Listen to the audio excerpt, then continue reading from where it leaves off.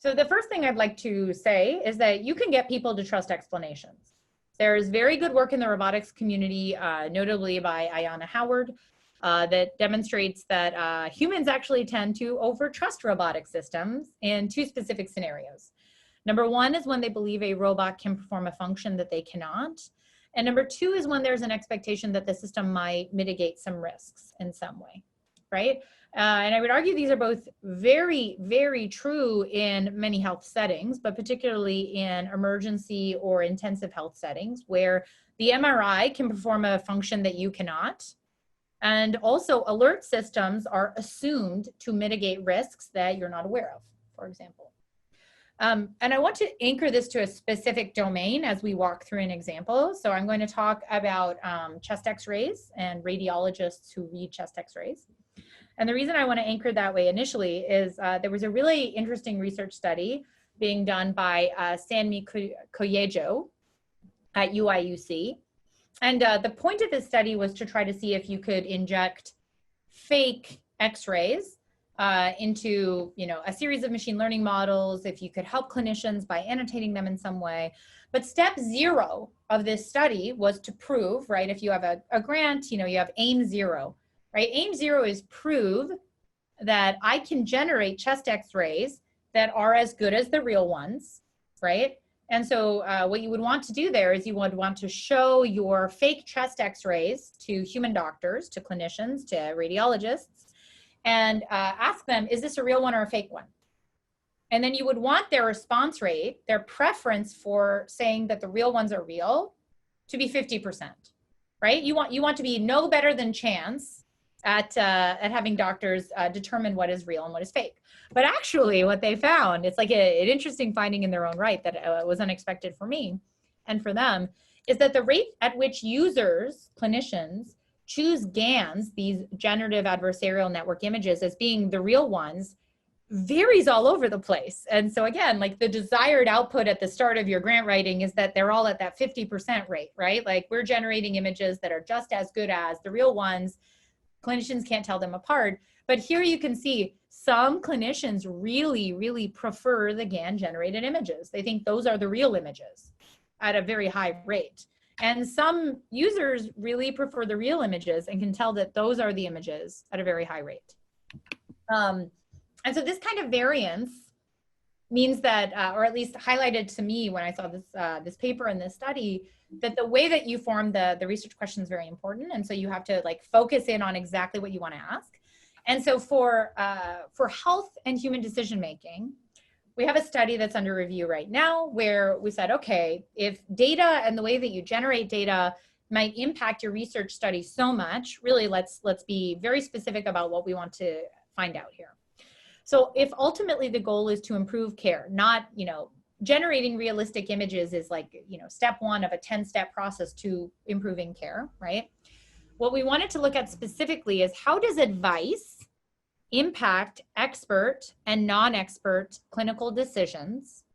What role does the accuracy of that advice play in your ability to make these accurate decisions? And then finally, is advice rated differently if you think it's from an AI, but it's not? So here's how we set this up. We're looking for diagnostic X-rays advice in expert and non-expert humans. What they see is a series of cases. Okay, so they see an X-ray, they're allowed to interact with it the way they would normally for a standard DICOM image. We give them some basic patient information. We give them the recommendation source, and we say it is either AI or a human expert, but in all cases, it's generated by us. We give them some findings, and we give them a recommended final diagnosis. There's two things that vary: the source that we say the advice is from, and the accuracy of that advice. Sometimes we give them accurate advice, and sometimes we give them inaccurate advice. Okay, so these are the two things that vary: the source that we purport the advice is from, and then the accuracy of the advice. And then we ask them two kinds of questions. We say, what do you think the quality of the advice was? And then we also ask them, what do you think the final diagnosis should be? And we can measure whether that's correct or not because these are real X-ray images from real patients where there was a validated diagnosis. And so we're going to evaluate experts, radiologists, and non-experts, which are internal and emergency medicine clinicians, and their ability to go through this. So what we found is that experts have a high level of algorithmic aversion, which means that they rate AI advice significantly lower than non-AI advice. But the source of the advice doesn't change their accuracy, right? So you can see here, experts are a lot more accurate than non-experts. But it's not significantly different between the two advice sources. In fact, it's a little bit more accurate under the AI advice source, although this is not statistically significant. And just to be clear, again, none of this is AI advice. It's all human handcrafted advice, okay? And what's maybe more interesting here is that forget about the source of advice, because I've just shown you that they're not, that they don't like it, but actually they are just as accurate under the different kinds of advices, if not a little bit more under AI advice. Regardless of what the source of the advice is, experts generally have better diagnostic accuracy on tasks. So here on the top, you can see radiologists, right? Radiologist 0 through 138. And on the bottom, you can see each of the individual IMEM participants. And then what we've shown here is the diagnostic accuracy, which is accumulated by getting, out of the 8 cases, a certain number of cases correct. And I've colored a case as being inaccurate in red if we gave them inaccurate advice, right? And then I've colored it in blue if it was accurate advice. So here, for example, if I pick on radiologist 60, this person got 75% of their cases right, but they only got cases right when I gave them the right advice. And so I've marked those out with these sort of triangles, right, to say that these are susceptible clinicians. If their column is only blue, it means they only got the case right when they were presented with accurate advice. Every time inaccurate advice was presented to them, they got the case wrong. And so even though the diagnostic accuracy on average is higher in experts, if you look at the counts of susceptibility as a population, they're just as susceptible to incorrect advice as others.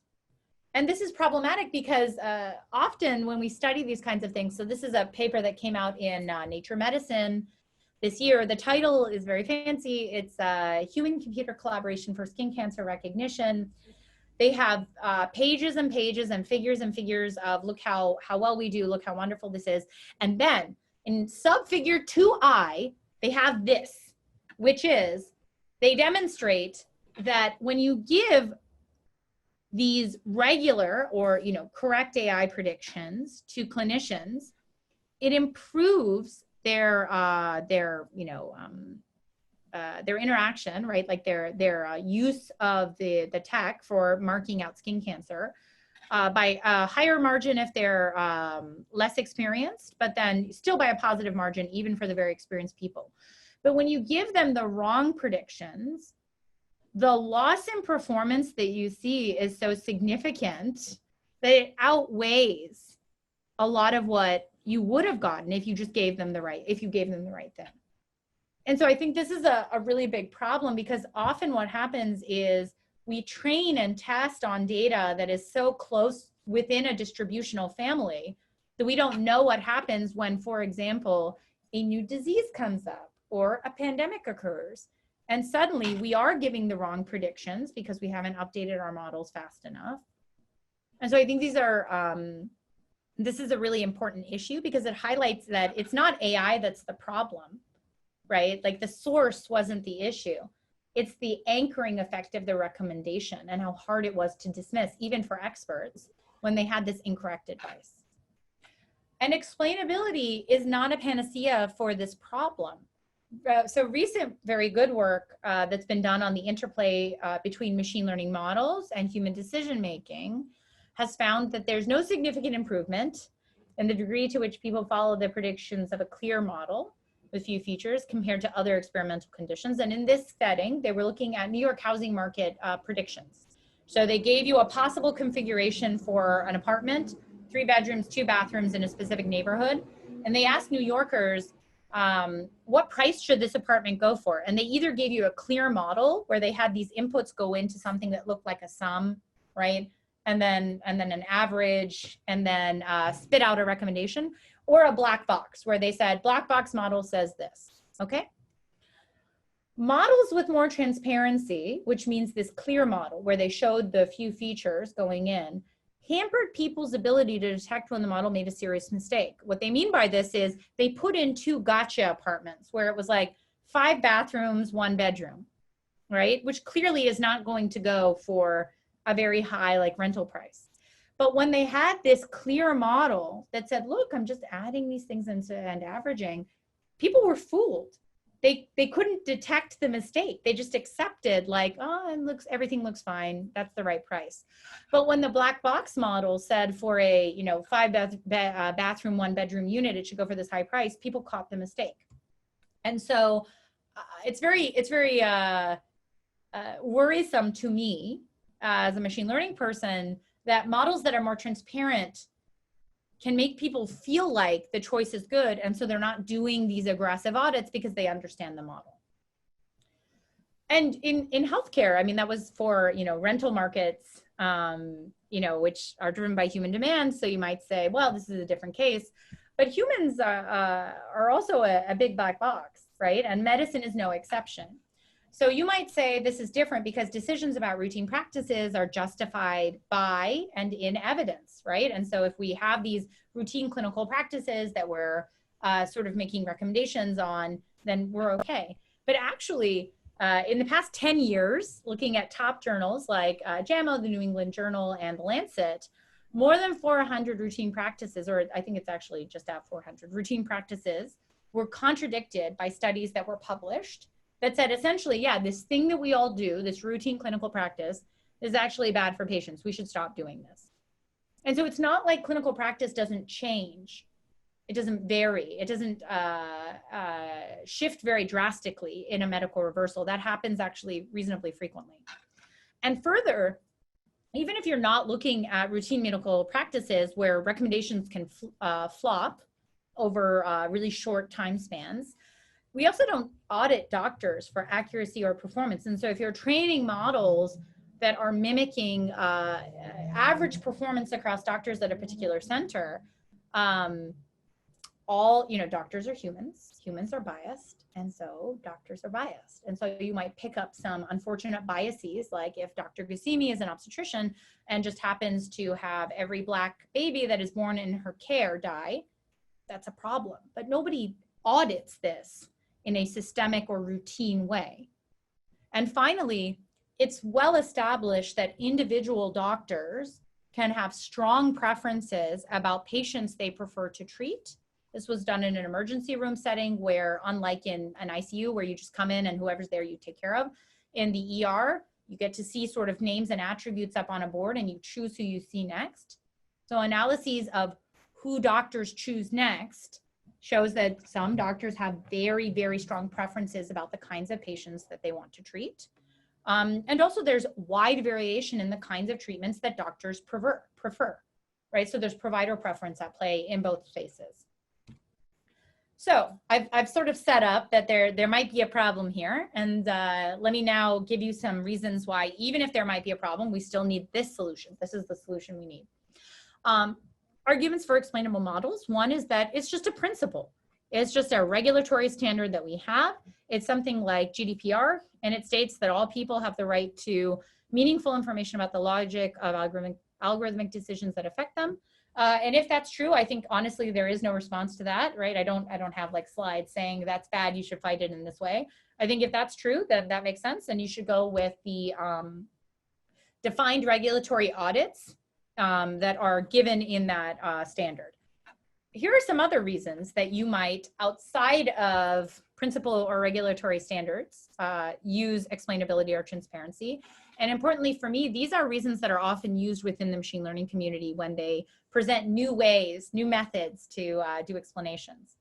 Number one, maybe it's just necessary in high-risk settings because experts, like clinicians, need explainable AI models in these high-risk areas. I think that is not true, but here are some reasons why you might want it, right? So what kind of transparency do you need if you're a clinician in a high-risk decision area? Well, I think that transparency is probably mostly important when your clinical opinion might differ significantly from predictions that are made, right? That doesn't mean that clinicians just care about how a model works or that you should build simple models for the sake of transparency. That could mean that you need to understand when to rely or reject model outputs, that you need a notification of what populations the model might work or fail on, and that you want limitations of the data that the model was trained with. So here are some technical options that you might have to go through if you want that kind of transparency. The first is the most popular. It's transparency via post hoc explanations. So this is very common. I can't emphasize how common these kinds of things are in the machine learning community. So post hoc explanations are done, but they are only really useful if they're consistent. And what I mean by that is different model behavior has a different explanation, and the same model behavior has the same explanation. Very popular in the imaging domain are things like attention-based explanations or saliency maps, and those are not consistent by definition. There are possible fixes that have been proposed recently, like competition-based pixel maps, where you force all possible explanations to battle each other out for attribution. Those are a little bit more compute intensive, but again, the default usage of attention-based explanations or saliency maps are not consistent. There's also not robustness in classification under these kinds of attacks that have been designed to sort of fool explainability methods. So some people have used attacks to demonstrate that you can make these attention-based or saliency map methods say anything, even garbage is the explanation, right? And this is true. It's been extended to other non-imaging based post hoc explainability methods like LIME or SHOP. And again, these are very common. LIME, SHOP, attention, and saliency are incredibly common ways of explaining models and saying you now have an interpretable or transparent model. So I have used post hoc explanations in some of my work. And let me show you what I have used it for, just to explain what I think it's meaningful to do. So here's an example. We wanted to predict the need for upcoming interventions in the intensive care unit. We used all of the data. So we used all of the static variables like gender, age, insurance type. We used the time-varying information like vitals or labs that are recorded in the intensive care unit. And we also took the clinical notes, decomposed them into a topic vector, and included those for prediction. We modeled these in several different ways. There's a series of papers during my PhD, but I'm not going to focus on the ones that are more generative, because maybe you could say those are interpretable by design. Instead, I'm going to focus on things that people generally call black box, like a recurrent or a convolutional neural network. In those black box models, here are things that we've done. So we said, well, we don't want the model to just explain itself for the sake of trust. What we'd like to know is whether we actually need to use all of these different kinds. We threw the kitchen sink of data at these models. What are they actually using to make these performance gains? And so we found that physiological data like pH level, sodium, lactate, hemoglobin was most important for really aggressive interventions like mechanical ventilation. But that the topics that we learned on the notes, the clinical notes, were more important for things like a fluid bolus onset. And so if you want to predict in a multitask setting many different kinds of interventions accurately, you do need to have this heterogeneous data that represents different kinds of input modalities. Another way that we've used post hoc methods is the clinician said, so I fought very hard against like explaining the model, and so they said, okay, well, can you show us what maximally activating trajectories are for the people who the model says, like, here is the neurons think that this is these are the classic cases, top 10 and bottom 10 trajectories for somebody who would need ventilation. And so when they looked at the ones for ventilation onset, for vasopressor onset, and for non-invasive ventilation onset, they said, oh, well, this kind of pattern for blood pressure, heart rate, oxygen saturation, respiratory rate sort of looks like hyperventilation to me. That makes sense, right? And so it's used to do sort of this audit by the developers and the clinical collaborators, rather than to try to explain something in a deployment and gain trust. Another thing we've done is if there's a specific request for the ability to see how a model might change its output in the presence of one variable being modified. That's another, I think, very valid post hoc transparency check. So here what they wanted was to be able to see a continuous morphological change corresponding to side information, which was the amount of a drug that was being given to a particular cell line. And so we were showing them, this is what we think would happen in this model if we increase the dilation of the drug. And this was useful for them to say, oh, that makes sense with what we know about how this drug operates on particular cells. Another option, if you don't want to do post hoc audits, is that you do transparency through what I call natural outputs. And what I mean by that is transparency, if it's just a way of calibrating clinical trust in a model, instead of having this sort of intermediate risk score that we then have to make you trust and explain, maybe we can agree on a set of metrics that are a consumable end product. And by delivering these end products, that gives you the transparency you need. And so the example here I have is creating reports from clinical images. So when you try to automatically generate radiology reports given chest x-ray images, it's hard because maybe you've heard about the fantastic work in image sub-captioning for models like show and tell or show attend and tell, where they give you an image and they say, caption this, and you say, okay, well, the girl in the pink dress is jumping in the air. Well, when you're writing a radiology report, you don't just comment on what is in the image. You also have to think what somebody else might have thought was in the image, but is not in the image, and specifically say that that's not in the image, which would be the equivalent of saying the girl in the pink dress is jumping in the air. There are no helicopters and it is not snowing, right? This is really hard to do, it turns out, using show, attend, tell frameworks. And so what we ended up doing here was first predicting the topics that somebody might have thought would be relevant in the report, and then conditionally generating sentences that correspond to these likely topics that might be negations, for example. I know this seems obnoxious, but this is actually the level of architecture that is required to get good results that are both readable and accurate. It was not easy. So we used a CNN, RNN, RNN architecture, which means basically the CNN operates over the images. It encodes the images, and then this is given to an RNN that gives you a set of potential topics that you might want to comment on, right? So these likely topics conditioned on the image. And then you have a second RNN conditioned on each of the topics that decides a word level, like a sentence level deconstruction of what should be said, right? And so, for example, here, if topic 1 is about heart size, right? Heart size is normal. Topic 2 could be about focal consolidation, and the second RNN is going to comment on there is no focal consolidation, right? And we have two ways of scoring these potential generated reports that we're creating. One is with natural language generation, and the other is with clinical coherence. Okay. The reason that clinical coherence is important is that the previous sort of state-of-the-art models did not take into account whether you said that the person had the thing or said that they didn't have the thing. So they were just being scored for readability, right? So natural language coherence, not for whether you said there is no focal consolidation or no pleural effusion. If you said pleural effusion, it's like, oh, they got that, checkbox, it's good, right? And so we didn't want that. We wanted to make sure that there was actually like clinical coherence between what we were saying was happening in the generated report and what the ground truth was for what was estimated for disease state.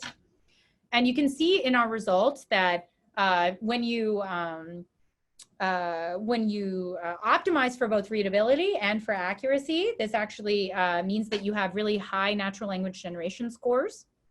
So it maintains high language fluency, but it also really significantly increases the accuracy of the models. As compared to things like show and tell, which is for image captioning, show, attend, and tell, which is again for image captioning, and for TINET, which is a natural language generation optimization paper that was for X-ray specifically, but didn't try to ensure clinical accuracy. And so here you can see, again, we're very close to TINET in natural language generalization metrics, but really where we have sort of the boost is in the accuracy. The final thing that I think you can do in this space, you could do all three, or you could do mix and match, is transparency in audits. And specifically in the audits of embodied data, because all health data comes from human bodies. So it's very valuable. And transparency in algorithms requires really large-scale data sets that are given to researchers for research use. And so things like data sheets for data sets, which is a fantastic effort. I encourage everybody to do this. And also model cards for model accuracy are really, really good ways of demonstrating that your data and your model and your training is biased or unbiased in specific ways. And these are really big picture tools, right? They're helping you sort of understand the larger space of how things can operate. So it's a transparent process, not just a little transparent model. The last thing I'd like to cover, so those are, sort of my arguments of here are the ways people do transparency. I don't agree with it generally, but there are maybe caveated ways to look at it. When we're talking about the importance for fairness, because this is a very common argument for why you need transparency in black box models, is that, well, black box models could create, increase, or propagate biases. But my argument is that, yes, transparency models can and will also. So as a brief detour, bias is already part of the clinical landscape. So as I said before, doctors are humans and humans are biased. And so there are many lovely epidemiological papers that have demonstrated time and time again, this is a very deep literature that I will not get into. There's many better people that you should read if you're interested, that there are biases in the delivery of healthcare. We have demonstrated in my own group that there are very significant differences in model accuracies when you train for optimization on the group level. If you train to optimize on everyone, right? Well, everyone is usually biased by the majority class of patients. In Boston, this is on Beth Israel Deaconess Medical Center data, that's white patients. Often it's also better care going to patients who are on private insurance. So what we find is that there is a really significant difference in the loss that you see across people of different genders, insurance types, and ethnicities when you're optimizing for this high level loss. This is true even in unstructured models. So does everybody know what Pubmed is? So Pubmed, you can look at it now, is a public archiving mechanism for all of the sort of medical or medical adjacent literature that's generated in science, right? So the American Medical Association, the American Medical Informatics Association, the Journal of the American Medical Informatics Association, like all of these articles, if they're publicly funded, they get publicly archived. There's a copy of them on Pubmed, okay? Which is very important. That's fantastic. And so some people have said, when you train these transformer models like BERT or GPT-2, GPT-3 on the internet, you get trash because the internet is trash. Okay, that's fair, right? What if you train a transformer model on Pubmed? It's science, right? So we took a transformer model, SciBERT. It's publicly available. You can all try this at home and be depressed on your own time as well. We took SciBERT and we asked it, we took a real prompt from a real clinical note that was blank patient, where blank is race, became belligerent and violent, sent to, and we asked SciBERT to fill in the blank. A whiter Caucasian patient, when they become belligerent and violent, gets sent to the hospital. But Black, African American, and African patients get sent to prison. And again, this is a real clinical note that you could ask a model trained on public medical data to autocomplete for you, and this is what you get. So these biases are not simply addressed by transparency or explainability checks. We wouldn't have seen this if we didn't try this exact sentence. And you wouldn't know to check if you weren't deeply familiar with sort of the back end, both technical biases that are likely part of the model, and also the clinical biases that are likely still available in a source like PubMed. So how do we improve care in practice? Is everything lost? And I put this picture because I told Jillian once, I think, I was giving a presentation about my work to a bunch of like tech CEO people, right? And they were like, oh, so we're gonna make models that are like Dr. House, right? And I was like, no, did we watch the same show? He was a drug addict. He was really horrible to people. The whole show was about how horrible he was, actually. And you know, the joke in the show is that he's burnt out, right? And so he just doesn't have, he's more interested in the puzzles, right? He doesn't have time to be empathetic. But actually, a reasonable number of doctors feel like they're burnt out and they don't have time to be empathetic. And so if we actually want to improve care, right, do we just want another like puzzly risk score? Like maybe not, right? And really this was driven home to me when I did, I was fresh out of my PhD. I was so young and joyful and hopeful. I did a postdoc and a visiting faculty position where I was at Verily in Cambridge, Massachusetts, just across the street from MIT. And I worked with the Google Brain team. They have great designers, right? And we did this, what we thought was going to be a very simple study, where we took real clinical data and we visualized it in this beautiful open source prototype that you can use now. It's publicly available. You're free to use it.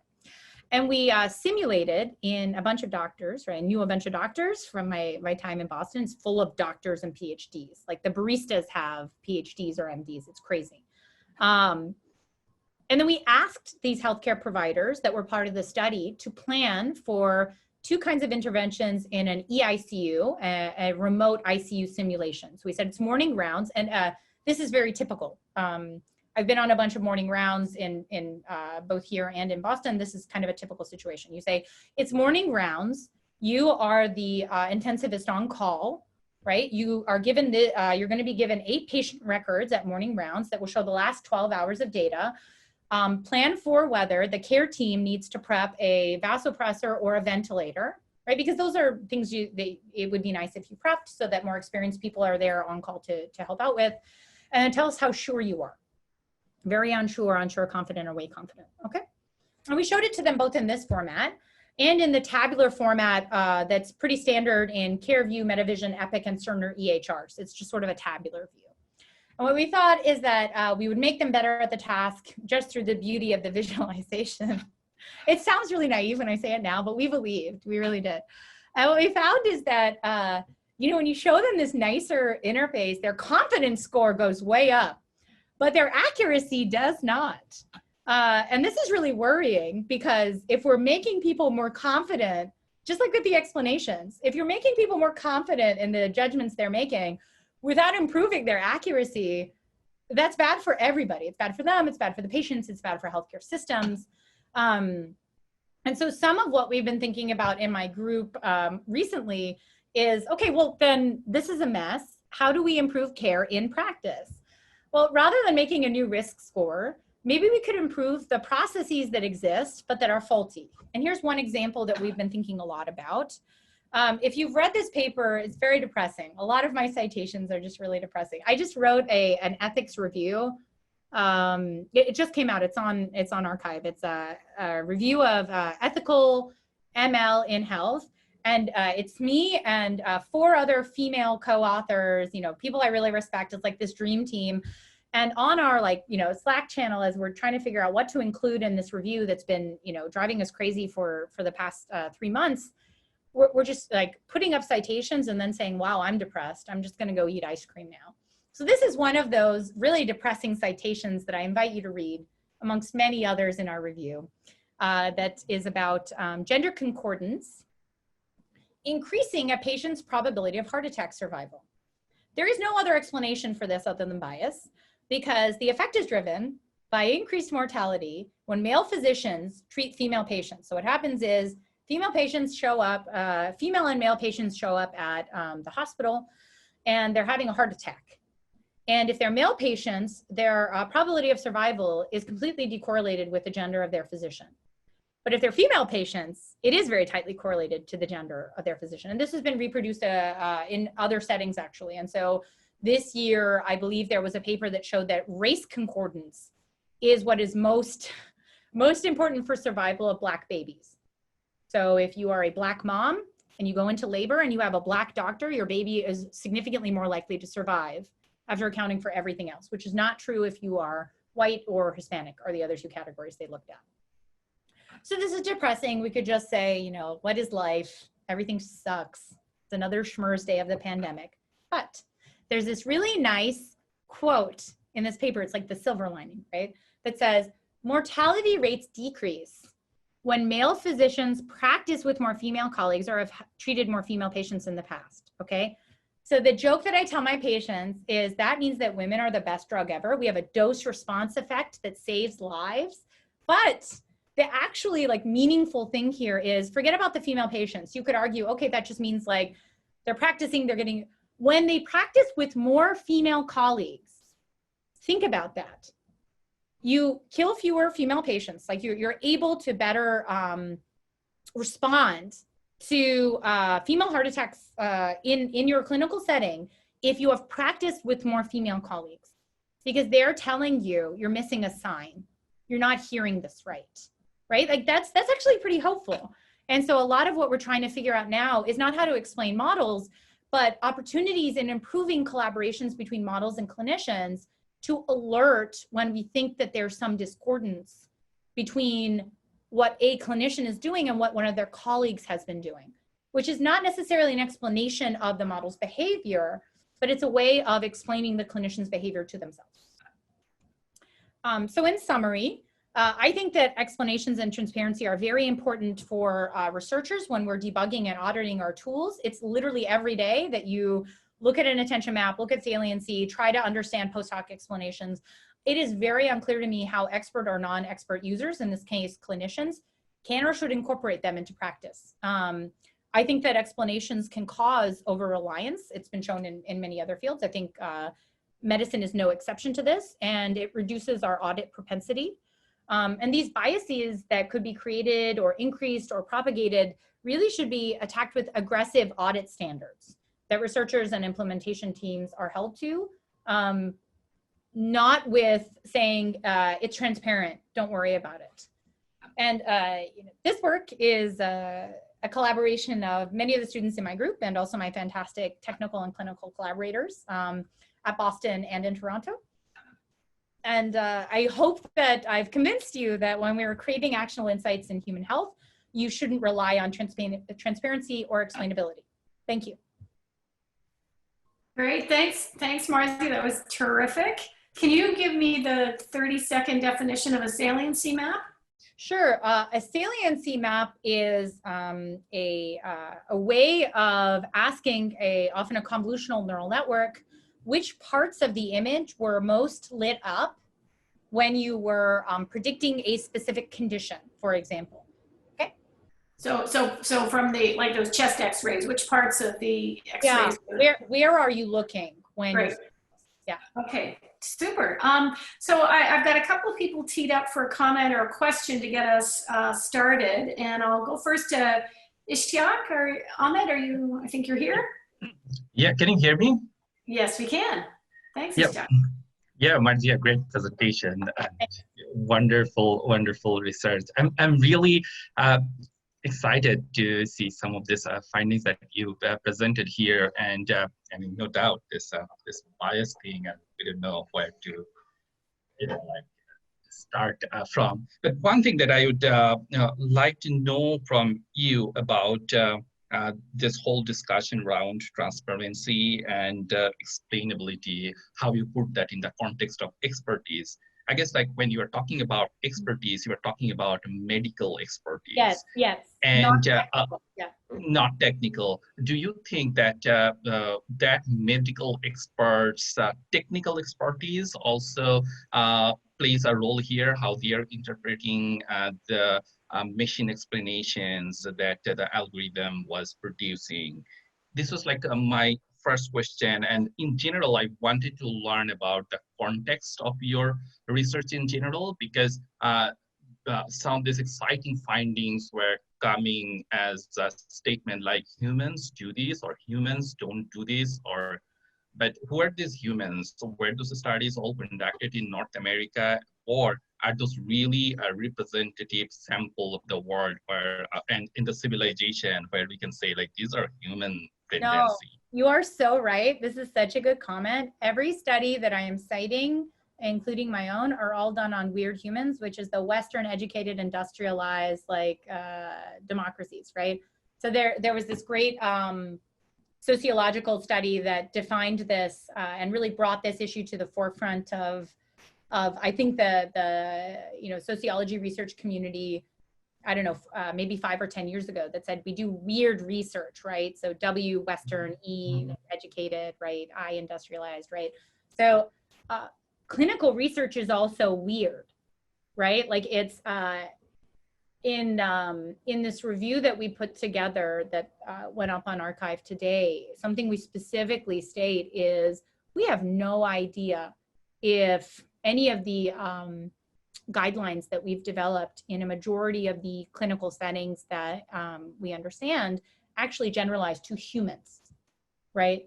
Because so much of it is so focused on either RCTs, which have extraordinarily aggressive exclusion criteria and are primarily based on, in my experience, Yale and MIT undergraduate men, which is not representative of the world population. Thanks for saying this, but yeah.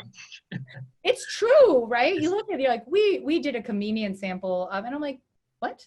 What do you mean you did a comedian? But even when you try to do more aggressive standards, right? Like for things like drugs, right, that are regulated, it's only in, I'm trying to remember now, I think it was only in 2017 or 18 where the FDA started to require that in some of these phase 3 experiments on drugs, that you include women in your sample, right? Like, because that's a thing, right? Like maybe there's some variation there. But, I think that this is a totally fair criticism.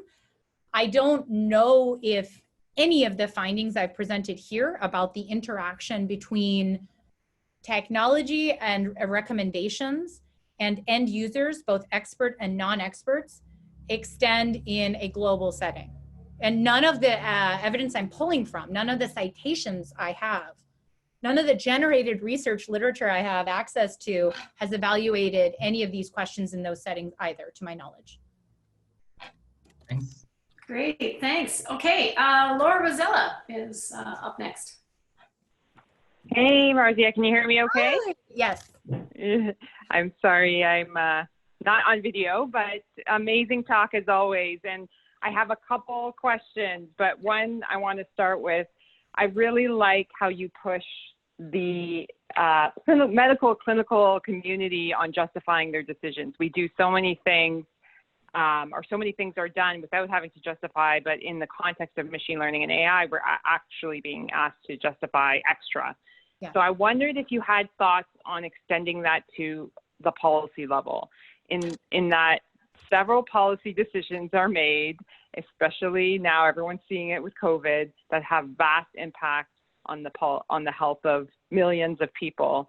And yet the push for transparency on how those decisions are made is lacking. And so based on what you said about these decisions and transparency and trust in the clinical setting, what are your thoughts on the policy side or the population side? I think on the policy and the population side, there are some things that fall under this GDPR umbrella, right? Like where a governing body just has some principles that they want to impose based on whatever rules govern that society. And in the best case, what you would like is for that to be very fair, very smart, like very, reasoned. My personal experience is that is not true. And that most policies in most countries are not based on robust evidence. They are not trying to address the impact of these policies on, a large group of people that includes subgroups that they have to focus their impact on, right? A lot of it is very bespoke. And I think having very bespoke policies is actually really dangerous. So I agree with you that I think that the same lens should be turned towards public policy, especially health policy.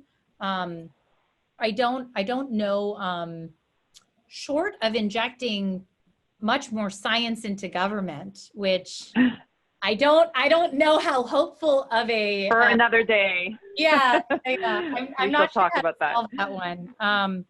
I do think that my personal, Dr. Fauci is my personal hero, and I invited him to give a talk at the NeurIPS workshops. I was like, I don't care, open our proceedings. I think that the ability to be a scientist in the face of political pressure is one of the most admirable and remarkable things that we can do.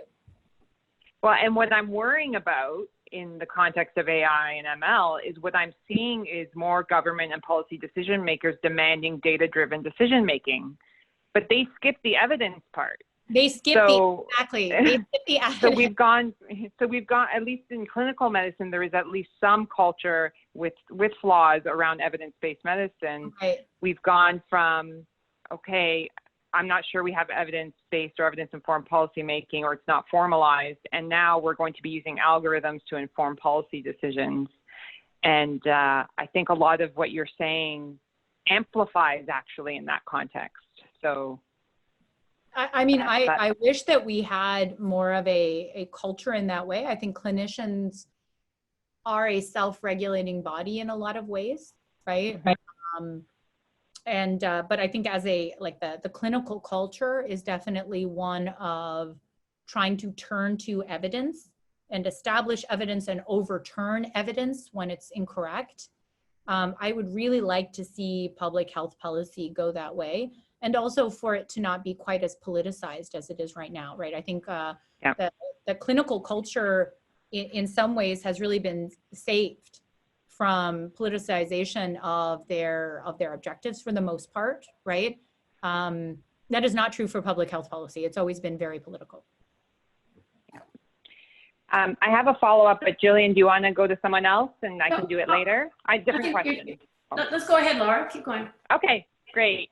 So one more question on the transparency. And so I love this because it's interpretability creates a circle of make it more interpretable so I can see it, and then I don't like what I see, so I'm not going to trust it. So there's lots of interesting conundrums in there. For me, I really think that there's room for improvement in transparency, not in what's in the model, but in the way that it's built, in reproducibility, and in the practice. And so my question for you is, what are the tools? Like, there are some tools that people are trying to implement in predictive analytics, like Tripod or whatever tool you want to use to say, at least I know it's a reproducible process. Right. They've taken the best methods possible. Their validity is, I trust their approach to validity because it's the best way that we can do it. Do you have thoughts on these tools? Are they useful? Is that the way to get transparency? I don't know if you want. I feel like, it's all bad news bears, Laura. So Tripod and Spirit AI and Consort and the FDA regulation of algorithms, all of them I think have some pros, right? Where they say you have to say specific things. Conspicuously empty or missing from, a lot of these are fairness audits. Right. Yeah. So the FDA does not say that you have to, when you deploy a new algorithm, make sure that, for example, it works on people with black skin. So pulse oximeters don't work on black skin that well, right? Like one of the things that was really hard when COVID hit was you would put this pulse ox on a black patient and it's not accurately reading their oxygenation level because that medical device, when it was cleared, was not required to be evaluated on black patients. And it's the same thing for algorithms, right? If we had some prediction model that was reproducible and, blah, blah, blah, transparent, right? Nobody checks that it works well on black women, right? Like no, there are no sort of rules.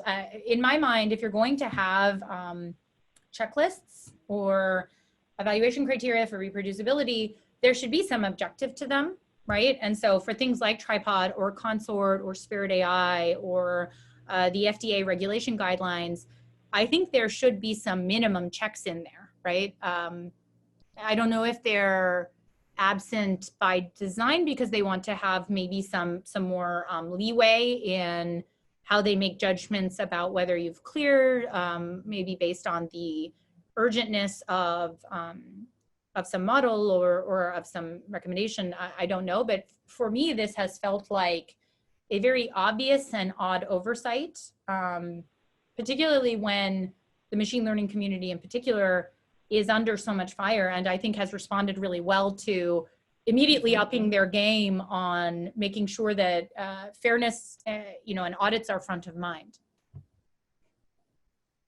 Okay, thanks. I Brian. totally agree. Sorry, was it Laura?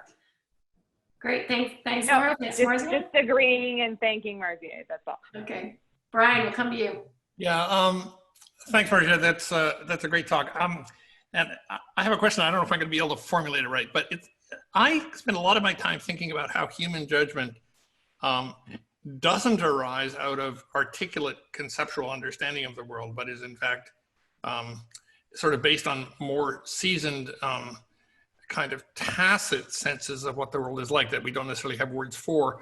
And so that makes me very interested in your great argument that in fact having a AI system that in fact can come up with what appears to be an articulate rationale for its decision may in fact falsely engender trust in it, that it sort of looks as if, oh my God, it's got a good reason for it, so therefore I'm going to trust it.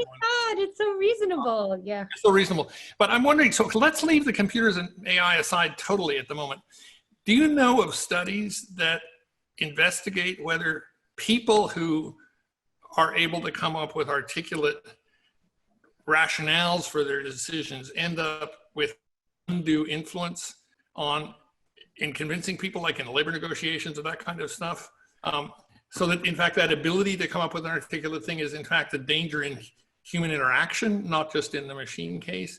The one case I think of might be is precedence law, because so I'm sure there are lawyers in the audience here who can correct me. My understanding of precedent law is that the precedent is actually the situation that was there and the decision that was made, but the argument for making that decision is not considered part of the precedent you're allowed to rely on. I'm gonna pass this one to my favorite lawyer, Jillian. Is this true? Yeah, I'm not sure. I'm with Avery on screen here. I'm just thinking about rhetoric, and you know that you can hire the better lawyers and those who are able to argument, and yet you are more like, man, I don't think they've ever done anything very systematic to evaluate that, but it's a great disciplinary conversation for us to explore. Does anybody else have anything to comment that would argue?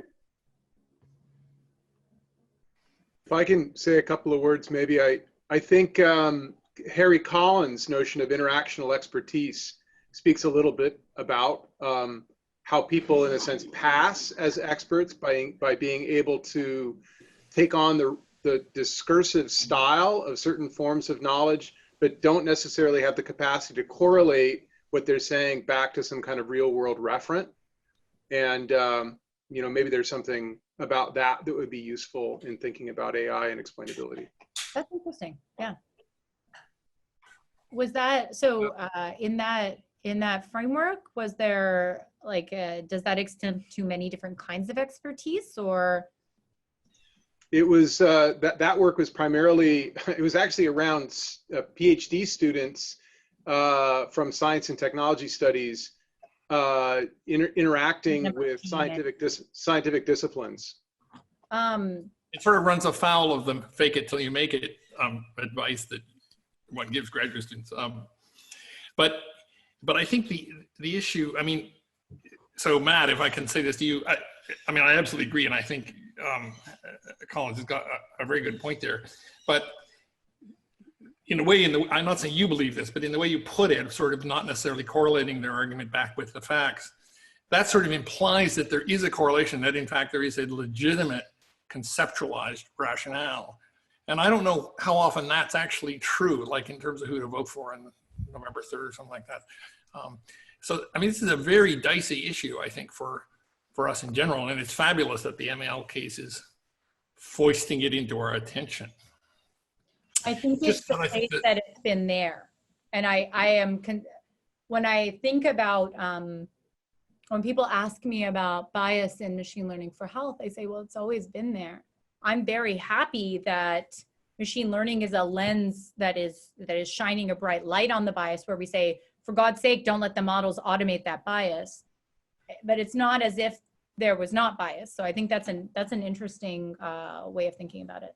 Yeah, and I think that's a generally good ethic with respect to this ML stuff, that it shines lights on problems which aren't necessarily problems unique to ML and computing. So I just agree with that. Great, thanks. Jennifer Nagel.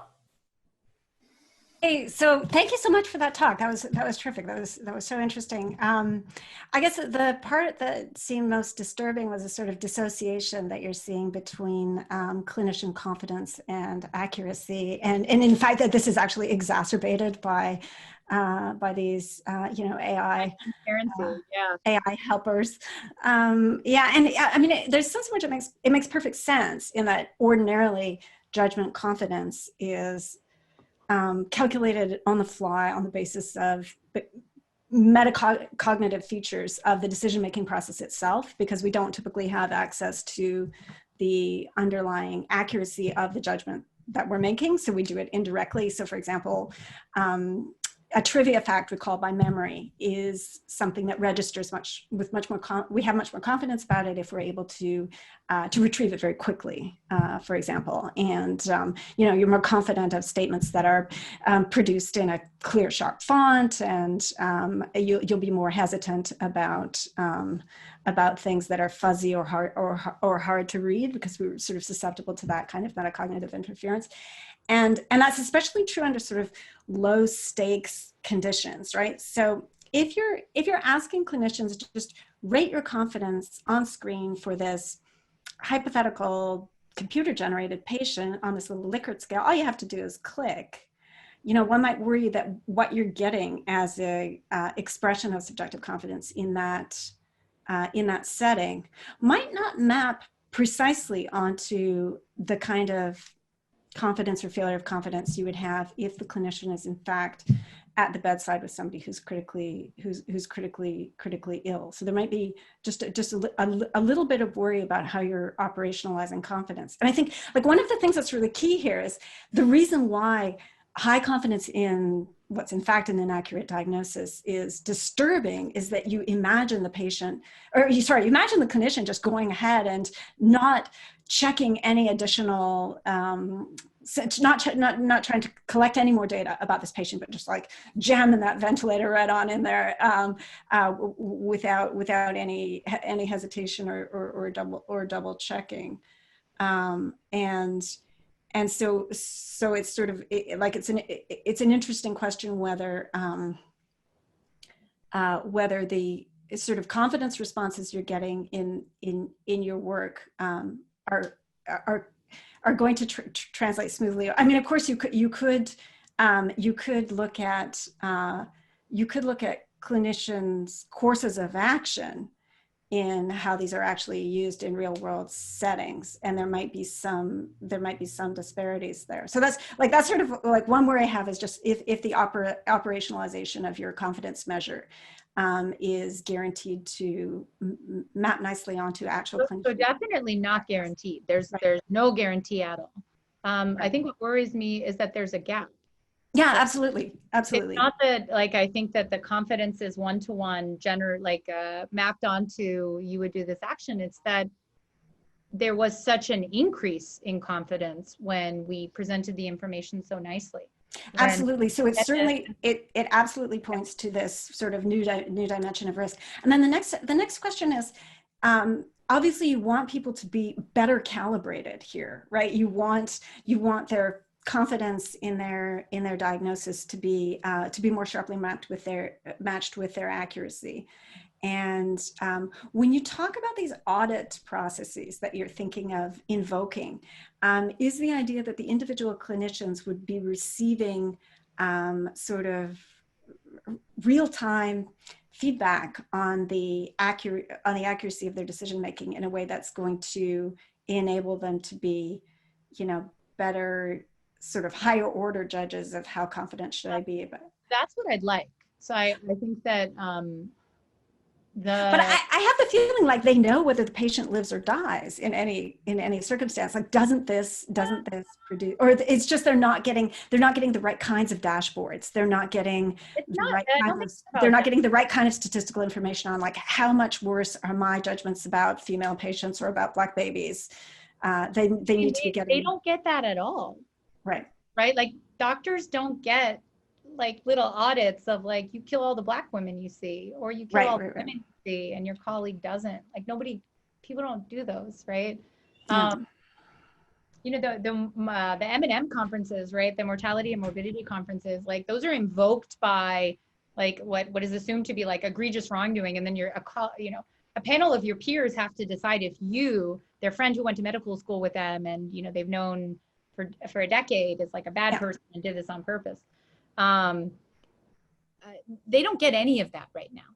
And there are many very good examples of very poor behavior in clinicians that goes disguised for decades because the clinical institution doesn't want to deal with the possible legal implications of firing someone for killing all the Black women that they've ever seen. So it is remarkably common. I'm going to tell you this, and I'm happy to send you depressing articles if you want. It is remarkably common that institutions, both the individuals that are practicing with you, next to you, and the institution as sort of a whole, with the legal structure and all this, knows that somebody kills a lot of women or doesn't do well with Black patients. And they don't do anything about it because you have to have cause to fire someone.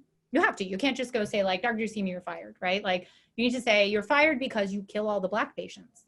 Right. But then I have to say that's why you were fired. And then every Black patient for the last decade who was seen by this doctor is going to mount a legal challenge. And so, I mean, this doesn't just happen in medicine. I want to emphasize this happens in education, right? Like, it's well known that, teachers who sexually assault students don't get fired. They get given the opportunity to resign and then go to another institution so that I solve the problem on my side. But now I haven't opened myself to the legal risk of having every parent whose kid ever came into contact with this teacher in the past 10 years mount a lawsuit against me.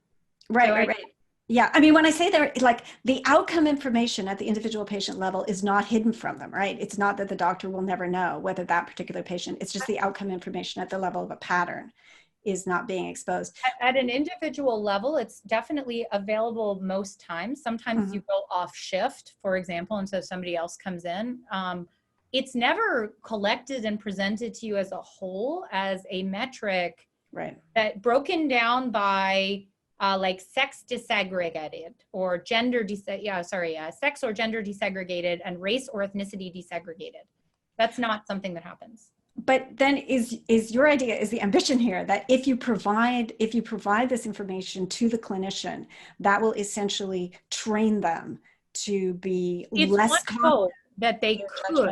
Yes, exactly. And it's based on this finding of the Proceedings of the National Academy of Sciences paper that said if you practice with more female colleagues who presumably are telling you, why didn't you listen when that woman said that she had pain here, right? Like, go look again, right? Okay. So it's specifically so I'm curious then about your sort of proposal for the underlying mechanism here, right? Like, so there's this idea that the higher stakes a decision is for you, the more careful you'll be with the calibration of your judgment. So is the problem that you think that for some white practitioners, saving the life of a Black baby is not as high stakes as it should be? So I don't think that you have more careful judgment on high stakes decisions, or like I think. Oh no, that's I think very well established. Like a decision that you perceive as high stakes, of course.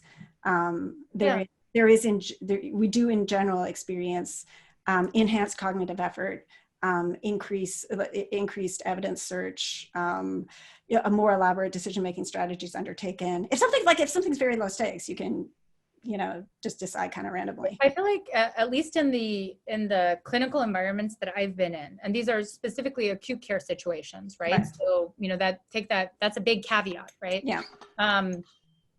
I have not seen significantly more deliberation on things that I thought were higher stakes, or that, sort of the clinicians afterwards sort of said informally were high stakes than things that were lower stakes. I think that those decision-making environments are specifically set up for quick decision-making that follow sort of more protocol approaches. I don't know how, not being a clinician myself, right? Like I don't think that I don't think that there's a well-established way of measuring where you are in the cognitive process as you make a clinical decision. But I will give you the one example I have of this that happened when I was on a round, like I was, in the hospital, sort of watching the clinicians, is a patient came in and he was Black and he had a fever and he was shivering, right?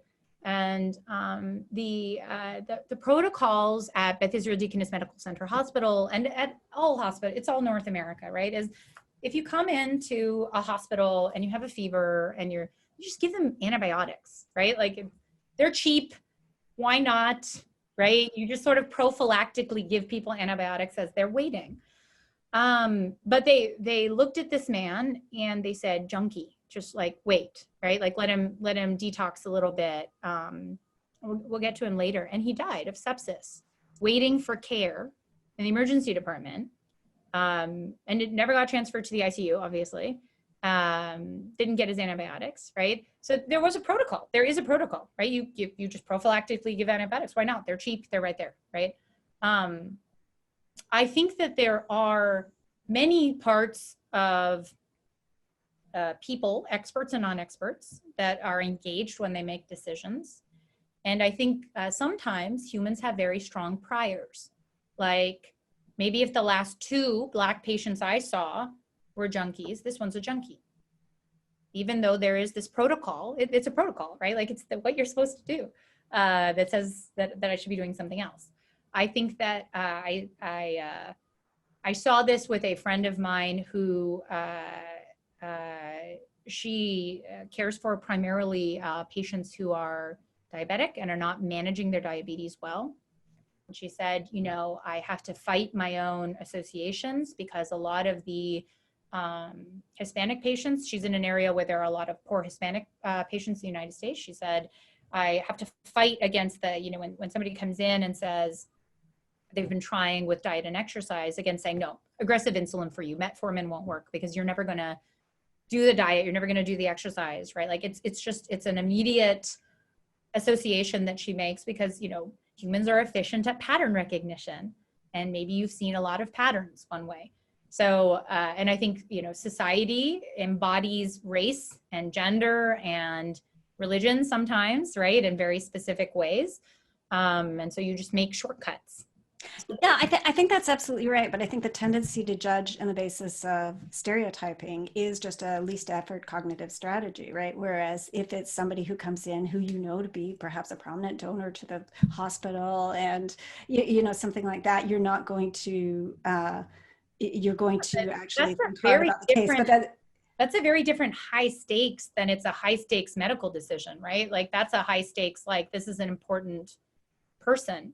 Right. So I'm just using high stakes in the sort of judgment decision-making literature sense, right? Where, where I just mean, it is, I just mean it as an evaluation of the value, the potential loss or gain decision. I think that's why I'm saying, like there's different decision-making strategies that people would invoke. Other things what I'd like to do is shift.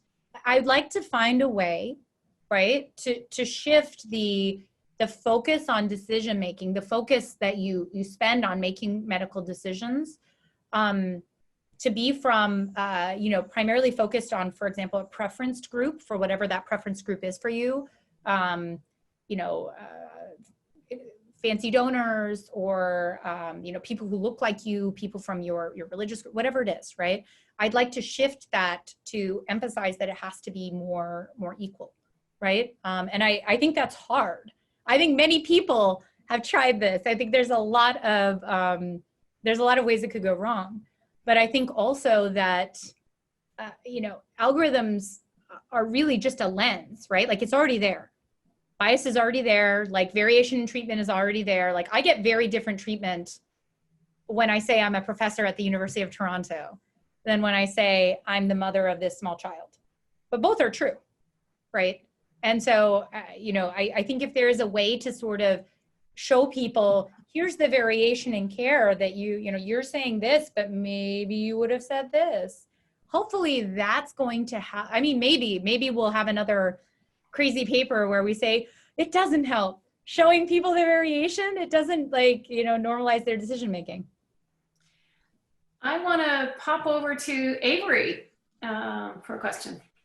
Hey, can you hear me? My microphone's been a little weird. Yeah, can you hear you? Yep. Yeah, thank you, Marzyeh. So this is on a kind of a different topic, but I was really interested in the way that you were part of this paper, I think, getting a model to recognize what isn't there. And I was interested in that, in getting a CNN to encode an image and then send it to RNN1, which I think was the RNN that talked about what isn't there, that presented topics to the second RNN that then did the, could you talk about that first RNN and just what's involved in that? And I guess the larger question is about like what ideas of transparency and what isn't there, right? That seems actually really important to what you're talking about. It's so crazy because you realize like how coddled like image subcaptioning is, right? Very quickly, right? Because you're never like, because, you know, if you would have asked me, you know, 5 years ago, do you think that image subcaptioning could be like as good as it is now? I would say no. But it's come so far, right? Like it's so good, but it's also like really fragile, right? And so it does very poorly on these chest X-ray reports. So the process of doing this report generation is, and I'm telling you, we failed 500 times on simpler architectures. That's why it's that really complicated architecture with the dual penalty. Like that was not our first shot. We tried other things, I promise. So what you do is you say, okay, there's an image. You have the CNN decompose that, encode it somehow into some like fixed representation. And then you have a recurrent neural network that looks at the topic groupings that you've learned over the note for that image, right? So now you have like a vector of a vectorized embedding of the image, and you have a vectorized embedding of the note, right? By topics, by these high level topics that you think, you know, are important to say something about, right? Okay. And so the RNN decides which one of these, right, should be sampled, right, based on the topics it sees across many, many different examples of when you see an image encoded like this, it tends to map to, you know, reports that are encoded like this, right? So you'd have to see examples, right? Like there would have to be a way, unless you wanted to do some sort of like self-supervised augmentation, right? Because I understand what you're saying, right? Wouldn't it be nice if you could have some image captioning that says, you know, this is a nice first day of school picture. There are no Black children. Like it would be really nice if sometimes some captioning could include notable absences, right? But for us, we have a cheat. We have examples, right, of radiology reports where it says there's no pleural effusion. There's no focal consolidation. So we know by example that when you see an image like this, you need to at least comment on the presence or absence of different things. So we have kind of a shortcut, unfortunately. Great, thanks Avery, thanks Marzyeh. Any other questions? Don't see any hands. Laura, you had a comment in the chat. I think it was going back to the conversation that Jennifer and do you want to? Yeah, sure. I'll elaborate a little bit, maybe. Yeah. Audit and feedback. Yeah, hear him. So a lot of work in physician performance is around this concept of audit and feedback, and there's trials and everything on this to show when you show physicians what they're doing, and then you tell them what other physicians are doing, and then if they're meeting this benchmark, it can actually improve performance, all the way up to the gaming analytics and sports analytics. Like, people are trying to use, because that's what they do to enhance sports performance, right? They're actually trying to use those methodologies in medicine. So I just wondered if you come across that, and if you think that, is that kind of what you're thinking of when you're talking about giving feedback?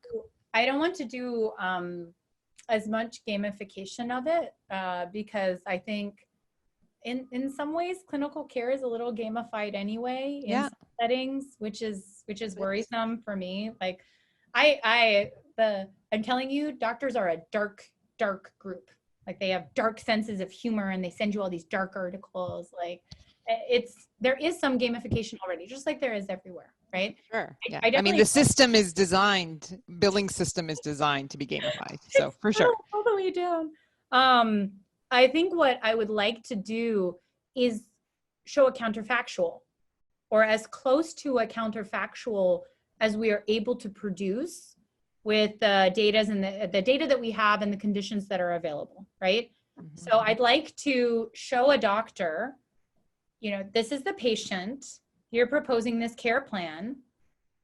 The equivalent white female patient with a preterm baby got this care plan. It's counterfactual, right? So I'd like to present counterfactuals and see if that helps with decision making and reasoning. And this is mostly based on, oh God, who did this? Samantha Kleinberg, who's at Stevens Institute of Technology, but is doing a gap year at University College London, actually, I think. She had this really crazy study where she's a statistician and does like causal DAGs, right? Like so directed acyclic graphs. And she had a study where she said, I'm going to build these directed acyclic graphs for patients who are diabetic, and I'm going to show them like, food is related to your glycemic index, but also exercise is, right? And so she took a group of diabetics that she recruited using Upwork, I think. So it's like focused on a specific population. So she looked at diabetics and non-diabetics. And then she gave a scenario like, you can do these three options for food and an activity. And one's like ice cream and couch surfing. And the other is like, chicken and a walk, right? So she has like healthy options and unhealthy options, right? That are clearly like healthy and unhealthy. And what she found was that if you presented diabetics with the causal DAG, they did much worse in choosing the right answer than if you would not have presented them with the causal DAG. But the reverse was true for the general population. And so there's this really strange thing. And so I asked her what's going on. She's like, I have no idea, I quit. There's this really strange interplay of, again, how you represent expertise to people who are experts in their own disease. Diabetics are experts on managing their own disease, and you're giving them this extra expertise, and maybe it conflicts with what they think they know, and all of a sudden they're confused and they don't know what's going on and they pick the wrong thing. But if you give non-experts this, maybe they're able to get like some high level understanding and do slightly better. So who knows essentially is what's going on. Humans are weird in multiple ways. Peter Lowen has our last question for today. Yeah, I just wanted to say thanks. This is just super thought provoking on a lot of levels. So just kind of just a quick comment and then sort of a question. I'll phrase in the form of a question. There's really interesting work from Chess, right, about novelty and decision making among experts. I don't know if you're familiar with this, but the basic claim is that people who are kind of one level below the highest level of expertise do better in novel situations because they don't rely on patterns. They actually reason through things. Whereas a person who's very, very good at chess has just seen every pattern on the board, but when presented with a novel one, they don't know how to process it, right? That's just an observation based on your last thing. I wanted to just kind of draw out the distinction between, and it really is a kind of a growing divide in social science between people who are really interested in causal identification and people who are interested in I guess, data science for lack of a better term, right? So in part of the world in which I travel, people are obsessed with causal identification, mostly via randomization. and sometimes via some other methods. But basically, for them, it seems to me that explainability collapses onto the capacity to attribute causality to a variable, right? With certainty, and that certainty usually is the engine of that certainty. Normally is randomization. But I'm trying to understand what explainability is outside of the context of that. I mean, beyond and I know you're not advocating for explainability, but what do people mean by explainability? Do they simply mean the set of variables that have significant effects in a model, or do they mean something more than that when they're explaining how an algorithm decides something? Well, so first, the head explosion emoji. Mm-hmm. I've always wondered, what do people use that for? But now I know it's for when a chess master sees a new, board pattern, like it's the chess explosion emoji. I think that explainability is a technically squishy term. It doesn't mean anything. Like there is no formal definition of explainability, and I would say you should always remember that when somebody says something is explainable or interpretable or transparent, it's squishy, and they better define it in the next minute. And they use all those explanations that I went through. They use post hoc checks of where your model is sort of leaning on in the feature space. They use visualizations of combinations of features that seem not maybe most predictive in this case, but predictive across many like averages of cases. They use contours that highlight where there are strong decision boundaries, right? Where it's not like this is generally true, but it's like if you move only a little bit in the decision space here, this is the Lime approach, then the decision will flip, right? It means many, many different things. I mean, even within the RCT community, randomization is great if you can get an actually diverse sample, which usually you don't, right? Because of inclusion criteria restrictions. Or in the economics community, they use instrumental variable analysis, which I actually think is really interesting. But again, it's saying like, can I pick something that I think pulls apart the confounding, right? Like most of the times you can't, because you're always black when you walk outside, right? It's not like you can, and this, the thing I'll close with is, it's a comment that was made to me by somebody who was in a panel that I was on with Laura, I believe, which was a very, very contentious panel. I didn't expect it to be. And she said, okay, why don't you give me one situation in which it is to my advantage to truthfully report that I am a black female and not a white male? Give me one situation in which it is to my advantage. I would have an advantageous outcome if I truthfully reported that I am a black female and not a white male. I don't think that exists. I'm being quite frank with you right now. Short of very aggressive affirmative action inclusion in some very specific jurisdictions in the United States, I do not think that exists in finance. I don't think it exists in education. It does not exist in health. I can't think of a single, it's not true in immigration. It's definitely not true in carceral situations. I don't think there's any situation in which it is to her advantage to be, what she is. And so I think that this is the problem with randomization or instrumental with any of the stuff we do, but I don't think we can get past that. I think we just have to kind of work with what we have. All right. Thank you so much. We're gonna wrap it up. I know people gotta go pick up kids and thank you, Jillian. Okay, Marzyeh, that was terrific. Thanks everybody for really engaged. Thank you. Great talk. Really enjoyed it. Thanks.